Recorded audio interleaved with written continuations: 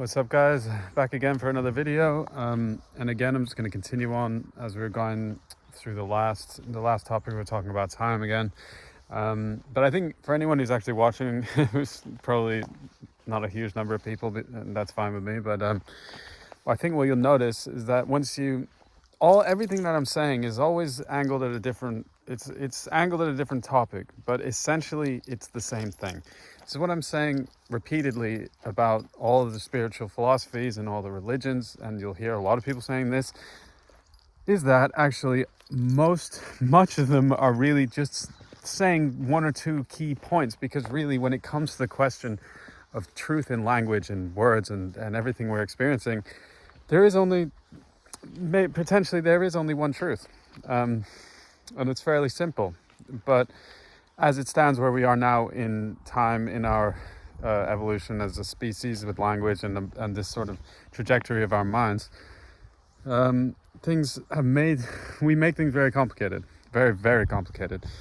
Mostly with the intention of hiding what's very simple and very true, and justifying basically the distribution of wealth.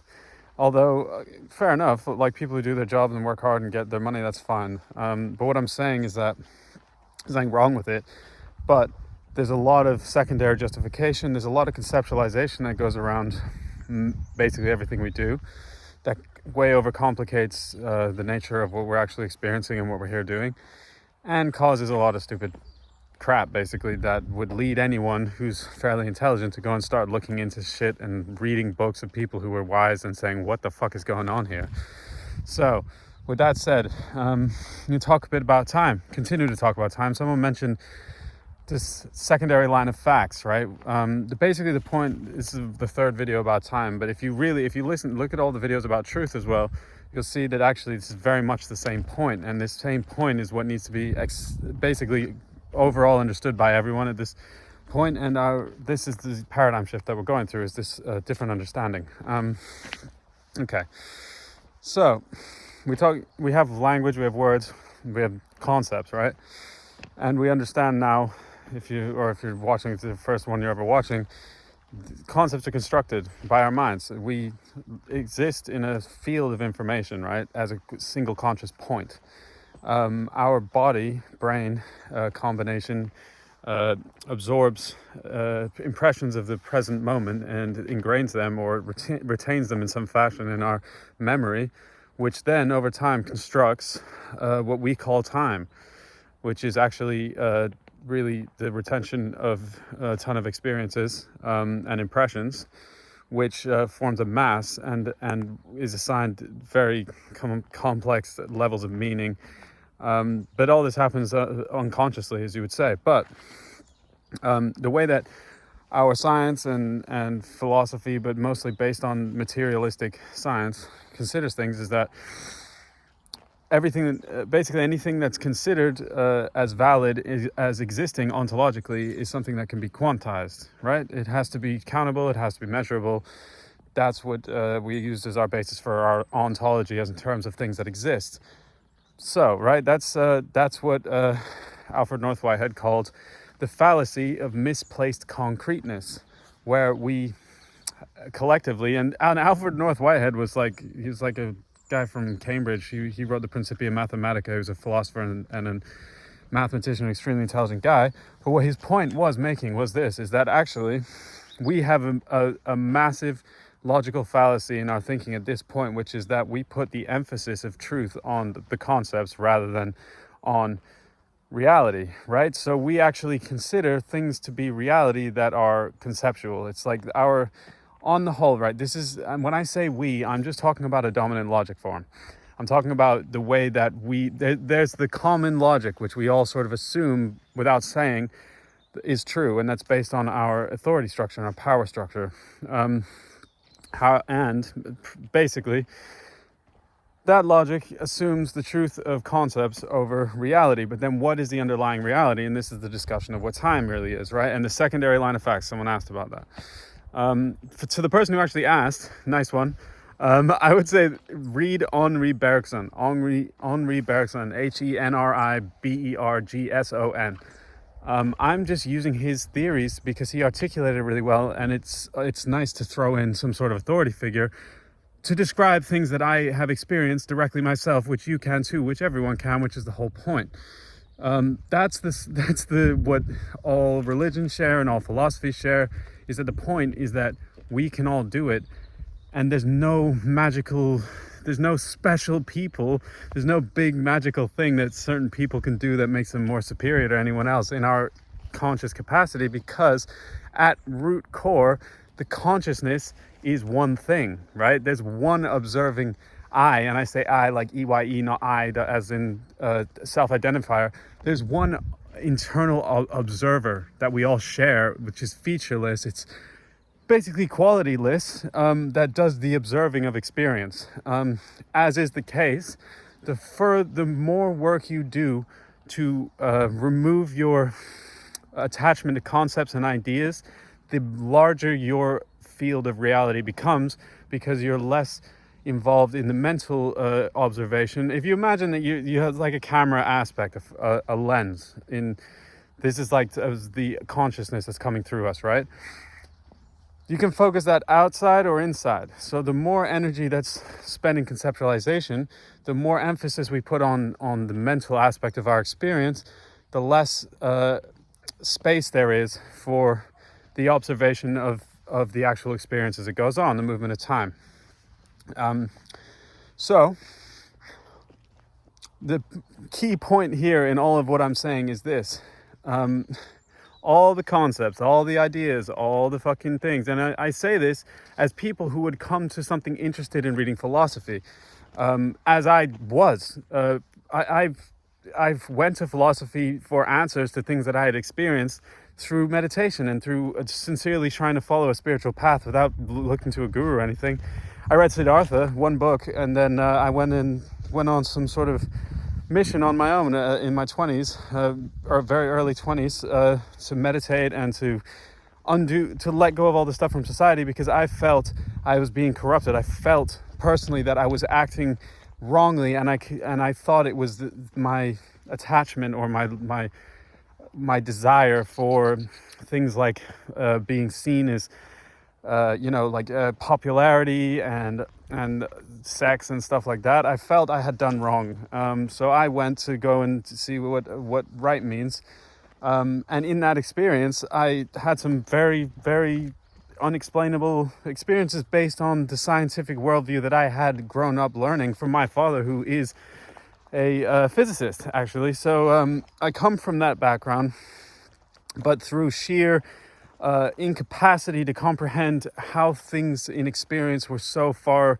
removed from what they were appearing to be by all descriptions given in all agreed upon facets of society, then I went to philosophy, right? And in philosophy, I basically came to this issue at the root of all philosophy and all scientific thinking, which is the way that we are schematizing reality, which chooses for matter over, there's not even a word for what the other thing is.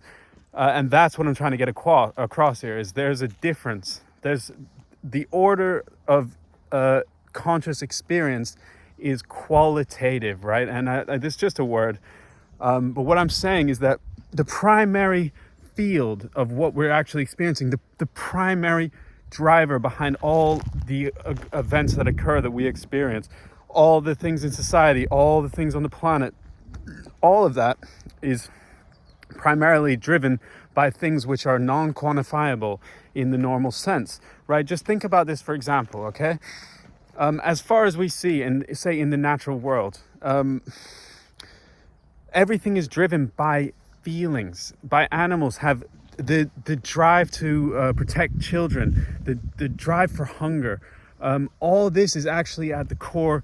If you look at the fucking world we live in, right? If you really think about what is actually here, all the dirt is actually the byproduct of plants. Plants absorb the sunlight through their life force that's in them. That's what's driving their growth, and their growth is then leaving behind.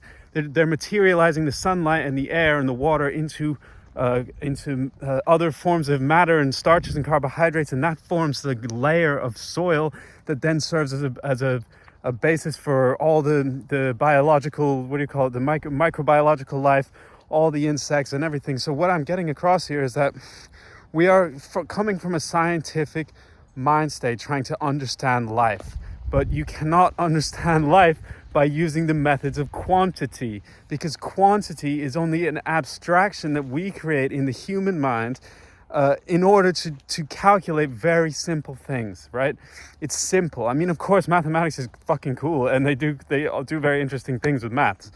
I'm not saying anything about that, but what I'm saying is that there's a reason why our scientists right now, or our general authority structure about what's right and not, is forced to say consciousness is an illusion. It's forced to say that basically life is not important, and what's important is what we can quantize, because we don't yet have the proper frameworks with which to comprehend and deal with the nature of quality, the qualities of nature, in a way that we deem suitable. But I also just think this is just an error of thinking, right? Because think about today, the election that happened.